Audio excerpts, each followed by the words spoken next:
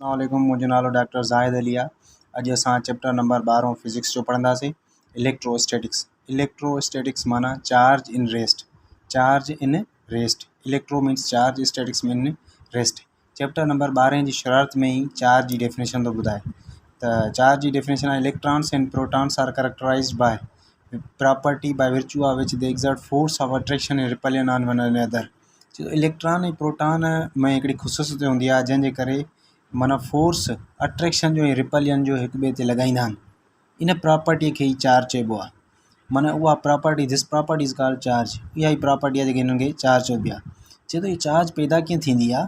चए थो आन are rubbing a body with a suitable material. चए थो जॾहिं जिस्म जेके हूंदा आहिनि उहे न्यूट्रल हूंदा आहिनि, जॾहिं उन्हनि खे असां पाण में रब कंदा आहियूं, रबिंग कंदा आहियूं यानी घसकाईंदा आहियूं, त उहे छा कंदा आहिनि, चार्ज पैदा कंदा आहिनि। उहे चार्ज कीअं पैदा कंदा आहिनि, अक्वायर कंदा आहिनि। चार्ज पैदा चार्ज न आहे थींदी, चार्ज कंज़र्व हूंदी आहे। ईअं न त ॿिनि जिस्मनि खे असां घसकायोसीं त चार्ज पैदा थी, कॾहिं बि चार्ज ईअं पैदा न आहे थींदी, चार्ज एक्वायर थींदी आहे। मिसाल हिन पेन ऐं पने खे असां हिते घसकायूं था त हिते हिकु चार्ज पैदा थींदी। कीअं थींदी, हिन मां इलेक्ट्रॉन लूज़ली बाउंड इलेक्ट्रॉन्स जेके हूंदा आहिनि न, माना जेके ढिला हिन में बाउंड थियल हूंदा आहिनि पेन जे एटमन्स में, उहे लॉस थींदा। छाजे करे, हिते हीट पैदा थींदी। ॿ जिस्म असां घसकाईंदासीं त हीट पैदा थींदी। हीट हितां इलेक्ट्रॉन जेको आहे लूज़ थींदो ऐं हे गेन कंदो। हाणे हिन मां इलेक्ट्रॉन लूज़ थिया त मतिलबु हिन ते पेन ते कहिड़ी चार्ज ईंदी। छा हिन मां इलेक्ट्रॉन लूज़ थिया, इलेक्ट्रॉन नेगेटिव चार्ज हूंदी आहे, त हिन मां नेगेटिविटी खुटी, त माना हाणे हे न्यूट्रल मां छा थी वियो, पॉज़िटिव थी वियो। ऐं हे जेको आहे न्यूट्रल हो पर हिन इलेक्ट्रॉन वरिता त पेज छा थी वियो, नेगेटिव थी वियो। त नेगेटिव चार्ज हिन ते पैदा थी ऐं पॉज़िटिव चार्ज कंज़र्व हुई, चार्ज हिते पैदा न थी, उहा हिन मां चार्ज हिन में वई त चार्ज जो माना डिस्टर्बेंस पैदा थी वई, पोल पैदा थिया, हिन ते नेगेटिव हिन ते पॉज़िटिव। पोइ हिक ॿिए खे छिकणु शुरू कंदा, त पोइ पेन मुंहिंजे हथ में छो थी छॾाइजी वञे, या पेन मां हिन ज़ोर सां मथे छो थो खणा। छाजे करे, त इहो तमामु घटि फोर्स आहे। इहो एतिरो फोर्स आहे जो मुंहिंजे हथ जो फोर्स अलाए केतिरा टाइम्स वधीक आहे, इन करे मां मथे खणी थो अचां पेन तकड़ में। ठीकु आहे, त इन करे जेको आहे सो loosely bound electrons from one body to another electric charge is there for conserve. Electric charge conserve हूंदी आहे। हींअर त मां हिन घसकाइण सां हिते नई चार्ज पैदा थी, हिन वटि बि इलेक्ट्रॉन साॻा, हिन वटि बि साॻा प्रोटॉन साॻा, बसि हिते चार्ज पैदा थी, पर ईअं चार्ज कॾहिं पैदा थींदी आहे। चए थो in this chapter we shall investigate the quantitative force exert by one charge over in other. चए थो माना असां माना क्वांटिटेटिव माना पढ़ंदासीं। मिसाल हिकु चार्ज ॿी चार्ज ते घणा न्यूटन फोर्स थी आणे, इहो कोलम्स लॉ में पढ़ंदासीं। ऐं चवे थो त potential at a point in the neighbourhood of charge body. ऐं असां पोटेंशियल पढ़ंदासीं हिकु चार्ज जो नेबरहुड माना भरिसां पयल चार्ज बॉडीअ जो केतिरो माना हिक ॿिए ते पोटेंशियल पैदा थियूं कनि। ऐं चार्ज स्टोरिंग डिवाइसिस, ऐं असां हिन में चार्ज स्टोरिंग डिवाइसिस पढ़ंदासीं। त कोलम्स लॉ चए थो first experiment to investigate quantitative law of force between localize charges. चए थो हिकु पहिरों एक्सपेरिमेंट हो जेको इन्वेस्टिगेट पियो करे, जेको फाइंड पियो करे क्वांटिटेटिव माना मिक़दारी माना फोर्स ॿिनि जेको आहे सो लोकलाइज्ड माना जंहिंजी लोकेशन ॾिनल हुजे चार्ज जी, त हिक ॿिए खां केतिरो परे आहिनि, was carried out by Charles Augustin de Coulomb in 1784। इहो माना जेको आहे सो इहो एक्सपेरिमेंट कयो Charles Augustin de Coulomb in 1784 using a torsion balance. Torsion balance हिकु माना जीअं ॻोठ में ताराजी हूंदी आहे, उन हिसाब सां हिकु माना छा हो जेको आहे सो हिकु टारियन बैलेंस हो, जेके तमामु घणी नंढियुनि रस्सियुनि सां ॿ चार्जूं परे हिक ॿिए सां लटकाए रखियईं, त उहे हिक ॿिए खे फोर्स पियो हणनि। टारियन बैलेंस अहिड़े क़िस्म जी हिकिड़ी छा आई इंस्ट्रूमेंट हो, जंहिंजे करे हिन माना फोर्स काउंट कयो। The result of the experiment can be stated in the form of law called coulombs law. चए थो उनजो नतीजो जेको आहे न उहो हिकु लॉ में बयानु करे सघिजे थो, जंहिंखे कोलम्स लॉ चइबो आहे। चए थो electric force between two static point charges varies. जेको चए थो इलेक्ट्रिक फोर्स कीअं थो वेरी करे, चए थो प्रोडक्ट ऑफ चार्जिस माना प्रोडक्ट हिकु चार्ज जो 5 कूलम, चार्ज जो यूनिट कूलम आहे। हिकु चार्ज आहे जंहिंजो 5 कूलम माना जेको मैग्नीट्यूड आहे, ॿिए जो 10 कूलम आहे। त इन्हनि जी प्रोडक्ट माना जेको फोर्स हूंदो त उहो 5 मल्टीप्लाई 10 50 न्यूटन माना जेको आहे फोर्स हणंदो। ऐं inversely proportional to the radius distance. ऐं वरी जेतिरो उन्हनि खे असां जेतिरो दूरि कंदासीं ओतिरो फोर्स हिक ॿिए ते चार्जूं घटि हणंदियूं। ठीकु आहे, सो माना अहिड़े तरीक़े सां बयानु थो करे। चए थो द इलेक्ट्रिक फोर्स माना बिटवीन टू स्टैटिक पॉइंट माना इलेक्ट्रिक फोर्स जेको आहे न उहो चार्जिस जी प्रोडक्ट ते जेतिरो वॉल्यूम मैग्नीट्यूड वधीक हूंदो उनखे मल्टीप्लाई कंदो त ओतिरो वधंदो ऐं इनवर्सली प्रोपोर्शनल आहे square of the distance between them माना इन जे डिस्टेंस ते इहो लॉ एक्सपेरिमेंटल लॉ आहे एक्सपेरिमेंट जे थ्रू असांखे इहो ॿुधायो आहे त प्रोडक्ट जे हूंदो आहे ऐं inversely proportional square of distance between them माना उन ते जेको आहे जेतिरो परे कंदो ओतिरो फोर्स घटि लॻंदो इफ़ Q1 ऐं Q2 जॾहिं टैग लॻंदो आहे न Q1 ऐं Q2 माना इहे मुख़्तलिफ़ चार्जिस आहिनि ॿ मुख़्तलिफ़ चार्जिस आर 2 पॉइंट चार्जिस माना पॉइंट चार्जिस आहिनि distance are apart is shown in the figure हिन फिगर में ॾिसो Q1 ऐं Q2 ऐं इहो रेडियस आहे हाणे माना हिननि जी मैग्नीट्यूड ते product of their magnitude and inversely directly proportional product of their magnitudes and inversely proportional to the square of the radius माना रेडियस जी माना स्क्वायर ते हे डिपेंड थो करे माना फोर्स एतिरो घटिबो जेतिरो माना रेडियस जो छा हुजे स्क्वायर हुजे ऐं हे वधंदो ओतिरो जेतिरो हिन ॿिन्ही जी प्रोडक्ट हुजे मैग्नीट्यूड चए थो the magnitude of force F between the charges can be express mathematically by the law चए थो इन्हनि जो जेको मैग्नीट्यूड आहे उहो हिकु लॉ माना मैथामेटिकली हीअं शो थींदो अॻे ॿुधाईंदो ॾेखारे थो इहो थो ॿुधाए त एफ इज़ इक्वल टू के Q1 Q2 upon R square ॾिसो त माना प्रोडक्ट आहे न प्रोडक्ट छा जे K1 ऐं माना Q1 ऐं Q2 त माना जेको आहे फोर्स डायरेक्टली प्रोपोर्शनल आहे magnitude of product of their magnitude charges जो मैग्नीट्यूड ऐं स्क्वायर इनवर्सली प्रोपोर्शनल टू माना फोर्स जेतिरो रेडियस वधंदो ओतिरो फोर्स घटिबो फिज़िक्स में हूंदो आहे ऐं के कांस्टेंट ॾिबो आहे मिसाल F is equal to M A force is directly proportional जेतिरो तव्हां धिको ॾींदो ओतिरी एक्सलेशन पैदा थींदी पर मास ते बि डिपेंड थो करे जे ट्रक खे तव्हां धिको ॾींदो ओतिरी एक्सलेशन पैदा थोरी थींदी ट्रक में ऐं कंहिं जेको आहे तव्हां नंढे भींड खे एतिरो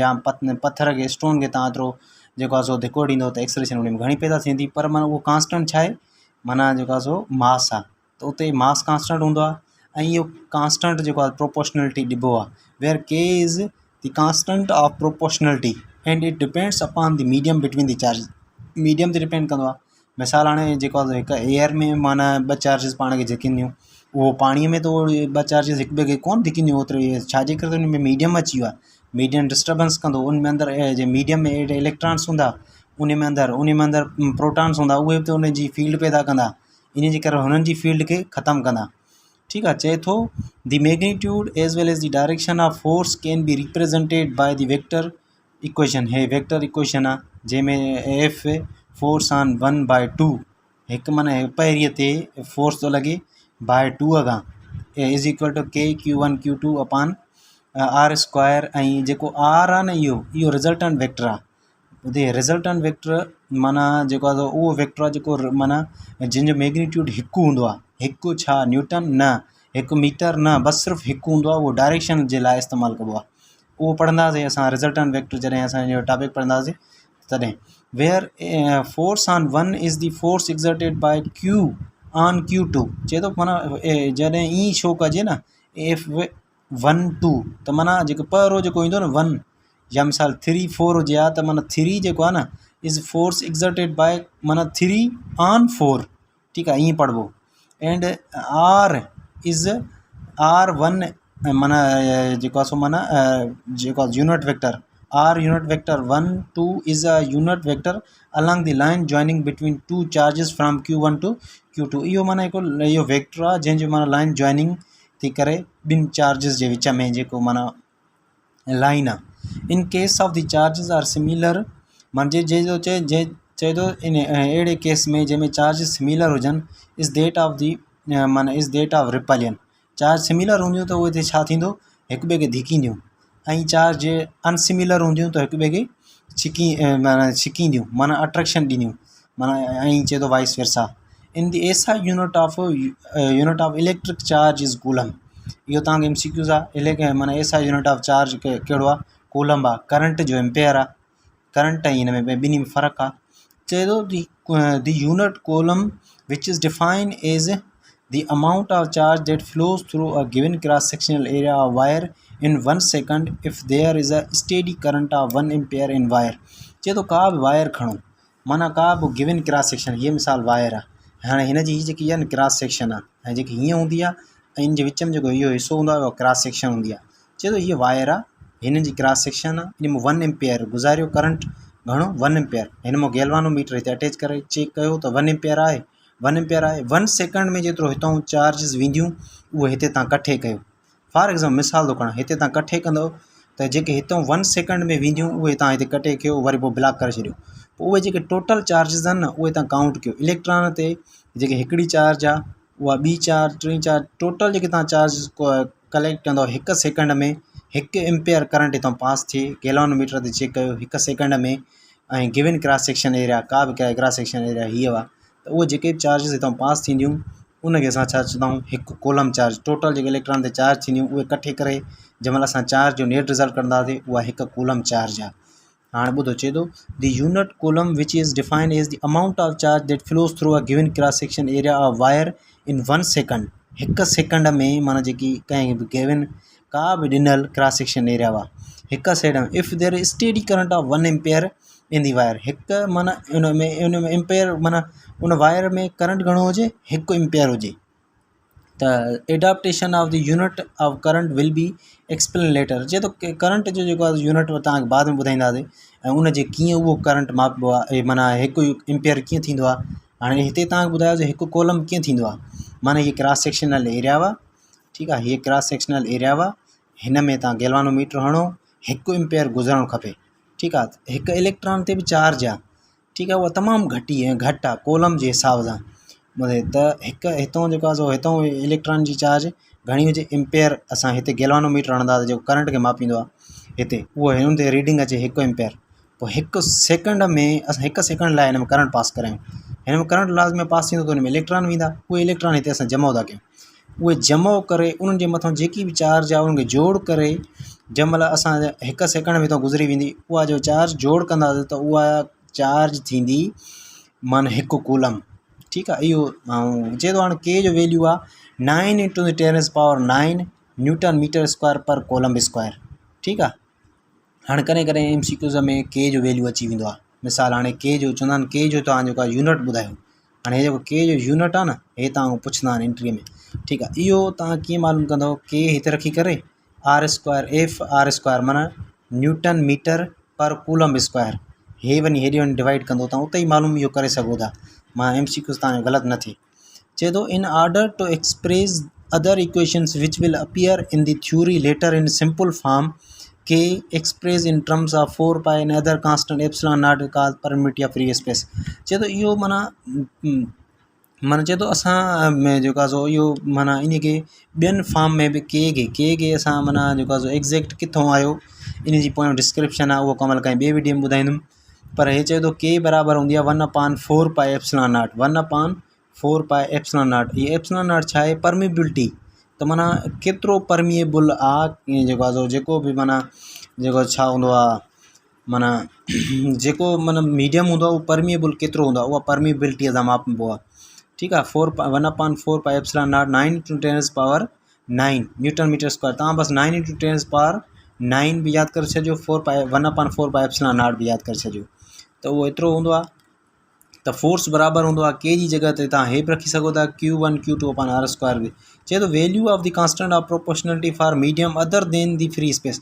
हाणे फ्री स्पेस उहा जॻह हुआ जिते का बि गैस न मौजूदु हूंदी आहे, कुझु बि माना एटमनि वारो इलेक्ट्रॉननि वारो का बि अहिड़ो मटीरियल न हूंदो आहे जो हुननि जी फील्ड खे डिस्टर्ब करे। फील्ड डिस्टर्ब न थींदी त फोर्स मैक्सिमम लॻंदो न, जेको बि ॿियो अदर देन फ्री स्पेस। हाणे उहो माना उहो जेको आहे सो दी कांस्टेंट ऑफ प्रोपोर्शनलिटी जेको हे कांस्टेंट आहे इहो फ्री स्पेस जो आहे, लाज़मी आहे इहो मैक्सिमम आहे। मिसाल इहो 1 आहे, हिन खे 1 था कयूं।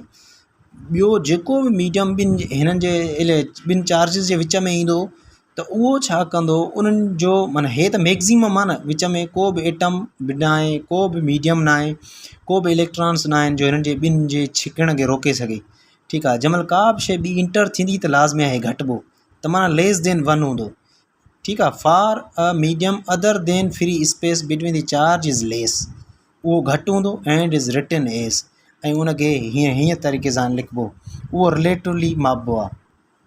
हाणे तव्हां हीअ इक्वेशन ॾिसो, जॾहिं बि रिलेटिवली, हाणे ॾिसो हाणे रिलेटिव माना छा आहे, माना परमिएबिलिटी, माना जेको रिलेटिव परमिएबिलिटी आहे कंहिंजी माना का बि जेको को बि ॿियो मीडियम रखियो वियो आहे उन सां छा फ्री स्पेस वारो डिवाइड कंदासीं।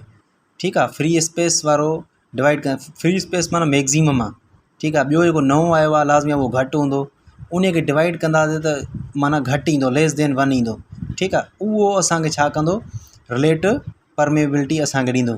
त असां जेको नओं आहे उहो मालूम करण जे लाइ एप्सिलॉन नॉट खे हेॾे वञी मल्टीप्लाई कयूं, त एप्सिलॉन नॉट जंहिं महिल हेॾे वञी मल्टीप्लाई थींदी त असांखे ओरिजिनल जेको ॿियो मीडियम इंसर्ट कयो आहे असां ॿिनि चार्जिस जे विच में, उहो असांखे E is equal to relative permeability into epsilon not.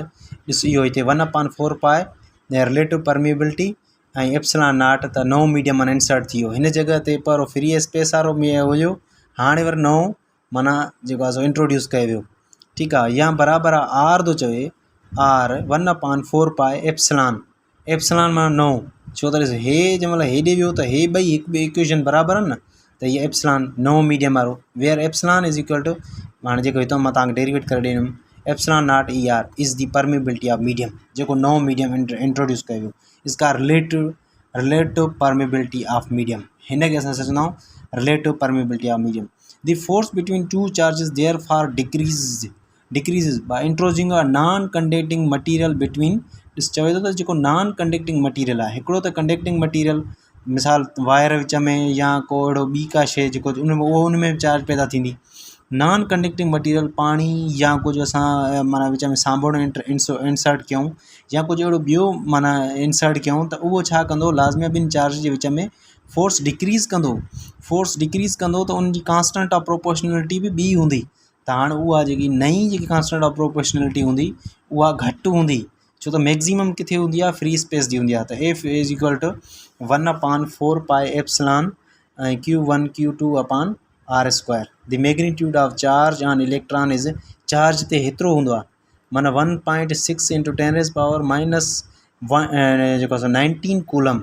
इहो माना ॾिस कूलम जो केतिरो हिसो आहे, तमामु नंढो हिसो आहे। तंहिंजे करे त मां तव्हांखे चयो त माना इलेक्ट्रॉन जेको आहे सो हिकु सेकंड में जेतिरा माना गुज़रनि कंहिं क्रॉस सेक्शन एरिया मां, 1 एम्पियर करंट हुजे त उहे इलेक्ट्रॉन कठे करे, ठीकु आहे, पोइ कठे करे असां मालूम कंदासीं त माना उहो उनजी जेकी बि टोटल हीअ जेकी चार्जिस आहे न, हीअ जो 1.6 × 10⁻⁻19 इहा असां कठे कंदासीं चार्ज हिकु सेकंड में जेकी गुज़रंदी कंहिं क्रॉस सेक्शन एरिया मां, करंट उन महिल घणो हूंदो, 1 एम्पियर हूंदो, त उहा हिकु कूलम जे बराबरि थींदी। हाणे इलेक्ट्रॉनिक चार्ज तमामु घटि कूलम जो हिसो आहे, माना हे -19 कूलम खे डिवाइड कयो 19 सां, 10⁻19 सां, त माना अलाए केतिरो तमामु नंढो माना जेको आहे सो कूलम जो हिसो आहे। ठीकु आहे, दस चार्ज ऑफ 1 कूलम इज़, हाणे ॾिसो हिते असांखे कूलम मालूम करिणो आहे, 1 कूलम, त इलेक्ट्रॉनिक चार्ज केतिरे बराबरि हूंदो। ठीकु आहे, 1 कूलम, हिते कूलम हिते रखी करे ऐं 1.6 × 10⁻⁻19 हिते वञी डिवाइड कंदा, हिते डिवाइड कंदा त ॾिसो तव्हां जेको आहे सो इलेक्ट्रॉन अपॉन जेको आहे सो 1.6 × 10⁻⁻19 ठीकु आहे, त बराबरि आहे कूलम जे। त हे जेको आहे सो जंहिं महिल हिकु डिवाइड कंदो 1.6 सां, त हे वञी छा थी वेंदो, हे जो मथे कंदासीं त घणो थींदो, 10⁻19 प्लस इलेक्ट्रॉनिक चार्ज अपॉन 1.6। हाणे हिन खे हिकु घटाए माना 1 हिन खे हेठि था ॾियूं त जीअं हे सॼो अधु थी वञे, सॼो अधु थी वञे, त हे जेको आहे छा थींदो, 10 बराबरि आहे, मिसाल हिते थींदो 10 जेको आहे सो 10⁻18 इलेक्ट्रॉनिक चार्ज अपॉन 16। इहो जंहिं महिल तव्हां कैलकुलेट कंदो न कैलकुलेटर ते, त उहो जवाबु ईंदो माना जेको आहे सो हिक खे माना कंहिं सां 16 सां डिवाइड कंदो त 0.6 ईंदो।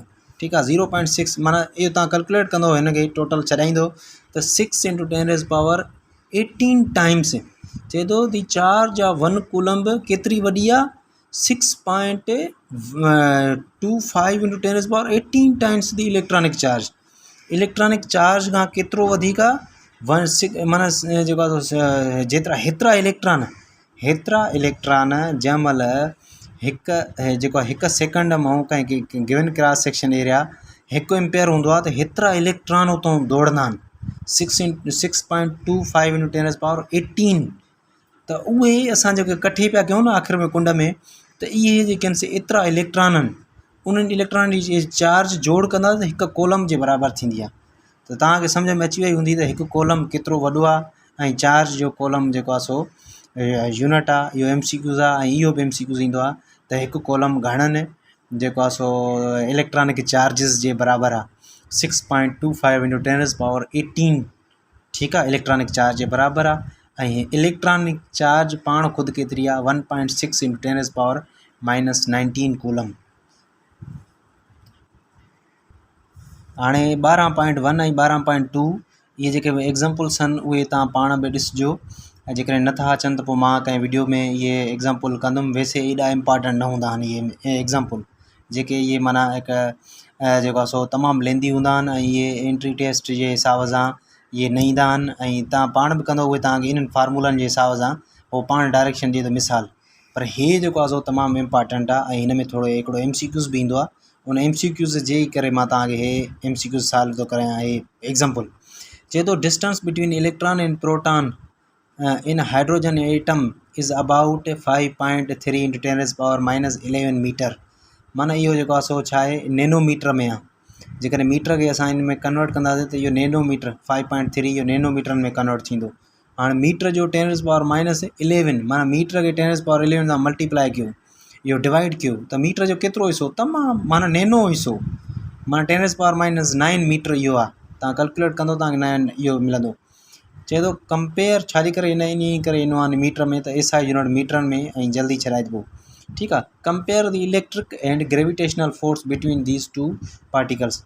हाणे ॾिसो फोर्स, इलेक्ट्रिकल फोर्स जो फार्मूलो बि छा ते आहे, माना चार्ज ते आहे ऐं जेको आहे सो रेडियस ते आहे ऐं हुन जो मास ते ऐं रेडियस ते आहे, ठीकु आहे। हाणे इलेक्ट्रिकल फोर्स तव्हां 1/4πε0 इन माना हिन खे तव्हां ख़तमु करे 9 × 10⁻9 न्यूटन मीटर स्क्वायर पर कॉलम स्क्वायर, ऐं चार्ज ते स्क्वायर कंदो, चार्ज घणी आहे 1.6 × 10⁻19 उहा जेको आहे सो कूलम आहे ऐं R², ठीकु आहे। इहो तव्हां पुट कयो 9 × 10⁻9 1.6 × 10⁻19, हाणे हिन ते स्क्वायर कंदो, हे तव्हां छॾाईंदो ऐं वरी हिन खे तव्हां ग्रेविटेशनल फोर्स मटे।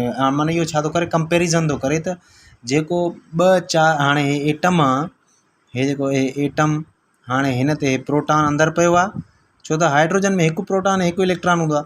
हाणे हिन ते ग्रेविटेशनल फोर्स वधीक आहे या माना जेको ग्रेविटेशनल फोर्स हिन ते लॻंदो, छो त उहो मास जे करे लॻंदो ग्रेविटेशनल फोर्स, ऐं ॿियो हिकिड़ो चार्ज जे करे लॻंदो। त ॾिसूं चार्ज वारो फोर्स वधीक आहे या ग्रेविटेशनल फोर्स वधीक आहे, इहो कंपेरिज़न थो करे, ठीकु आहे। त इहो तव्हां मथियों कैलकुलेट कयो। हाणे जेको हेठियों आहे 6.7 × 10⁻11 ऐं × 10 जेको आहे सो इहो छा आहे, माना जेको आहे सो इहो कांस्टेंट आहे, माना ग्रेविटेशनल कांस्टेंट, ऐं 9.1 × 10⁻31 इहो छा आहे, माना जेको आहे सो मास आहे, ऐं 1.7 × 10⁻27 इहो बि छा आहे, मास आहे। त माना जेको आहे G माना जेको आहे सो जेको आहे G m1m2 ऐं अपन R² हिन शायदि हिन मिस्टेक कई आहे। ऐं उहो माना जो तव्हां छॾाईंदो त हिननि जो जवाबु ईंदो माना 2.2 × 10⁻−39। हाणे ॾिसो हे त आयो आहे जेको आहे सो हे 2.2 × 10⁻−39। हिकिड़ो मिसाल था वठूं, हे साईं electrical force upon gravitational force, मिसाल तौरु हे अची आहे घणो 3। हिन जेको जवाबु ईंदो आहे न ॿिन्ही जो कंपेरिज़न जो, उहो 3 अचे मिसाल। त उहो हाणे माना जेको छा इलेक्ट्रिकल फोर्स, हाणे हे वंड में आहे त हेॾे वञी छा कंदो, ज़रब में वेंदो। त इलेक्ट्रिकल फोर्स बराबरि आहे माना 3 टाइम्स ग्रेविटेशनल फोर्स जे। सम्झ में आई ॻाल्हि? त माना हे होॾे वञी, हाणे हे जेको F जेको आहे सो फोर्स इलेक्ट्रिकल फोर्स ऐं ग्रेविटेशनल फोर्स, हाणे हिते इहो लिखियलु आहे ईअं सम्झो। हाणे इहो वञी हेॾे मल्टीप्लाई कंदो ग्रेविटेशनल फोर्स, माना ॾिसो चए थो त इलेक्ट्रिकल फोर्स माना जेको ॿई हणंदा इलेक्ट्रॉन ऐं प्रोटॉन जी लेवल ते बि केतिरो वधीक आहे, 10⁻39 टाइम्स वधीक आहे ग्रेविटेशनल फोर्स खां। त माना हे जेको ग्रेविटेशनल फोर्स आहे इहो त वीकेस्ट फोर्स ऑफ नेचर आहे। नेचर जो कमज़ोर तरीन फोर्स जेको आहे केरु आहे माना जेको आहे सो इलेक्ट्रिकल इहो ग्रेविटेशनल फोर्स जेको आहे वीकेस्ट तरीन फोर्स आहे नेचर जो। सो माना तव्हांखे MCQ अचे त ग्रेविटेशनल फोर्स वधीक आहे या इलेक्ट्रिकल फोर्स वधीक आहे। जनरल हे त प्रोटॉन जी लेवल ते पर जनरल में बि इहो तमामु घणो माना जेको आहे सो ग्रेविटेशनल फोर्स घटि आहे, इलेक्ट्रिकल फोर्स वधीक आहे। पहिरों ईंदो आहे स्ट्रांगेस्ट फोर्स ऑफ नेचर जेको आहे न्यूक्लियर फोर्सिस आहिनि, पोइ इलेक्ट्रिकल फोर्सिस आहे, मैग्नेटिक फोर्सिस आहिनि, आख़िर में जेको वीकेस्ट फोर्स आहे न उहो ग्रेविटेशनल फोर्स आहे। इहो MCQs माना इहे 2-3 एग्ज़ाम्पल ॾेई करे तव्हांखे पुछिया त तव्हां चए थो हाणे the electrical force is 10 raise power जेको 2.2 आहे इनखे निगलेक्ट थो करे, छाजे करे 2.2 पावर जा थिए माना 10 रेज़ पावर 39 टाइम्स ग्रेटर। हाणे कहिड़ो बिलियन ट्रिलियंस जे माना टाइम्स वधीक आहे electrical force greater than of the gravitational force. Gravitational जे फोर्स खां इलेक्ट्रिकल फोर्स तमामु वधीक आहे। That's why the gravitational force between electrons and protons of it. हाणे चए थो जॾहिं असां कैलकुलेट कंदा आहियूं सेंट्रीपिटल फोर्स इलेक्ट्रॉन ऐं प्रोटॉन जे विच में न, त उन महिल असां ग्रेविटेशनल फोर्स खे चवंदा आहियूं बसि तूं पासे ते थी, असां छो त तूं आहे ई सफ़ा थोरो। इलेक्ट्रिकल फोर्स जे हिसाब सां 10 रेज़ पावर 39 टाइम्स घटि आहे, त पोइ उनखे असां काउंट करे माना असां जेको आहे पंहिंजो कैलकुलेशन खे हर भरूं कॉम्प्लिकेटेड न आहियूं बणाईंदा, उनखे साइड ते कंदा आहियूं। ऐं only electric force is taken to be provide centripetal force required to keep electrons in rotation and the nucleus. असां पोइ सिर्फ़ु ऐं सिर्फ़ु कहिड़ो वठंदा आहियूं माना असां इलेक्ट्रिकल फोर्स वठंदा आहियूं। अॼु हेतिरो काफ़ी आहे ऐं नेक्स्ट इंशाल्लाह असां इलेक्ट्रिक फील्ड पढ़ंदासीं।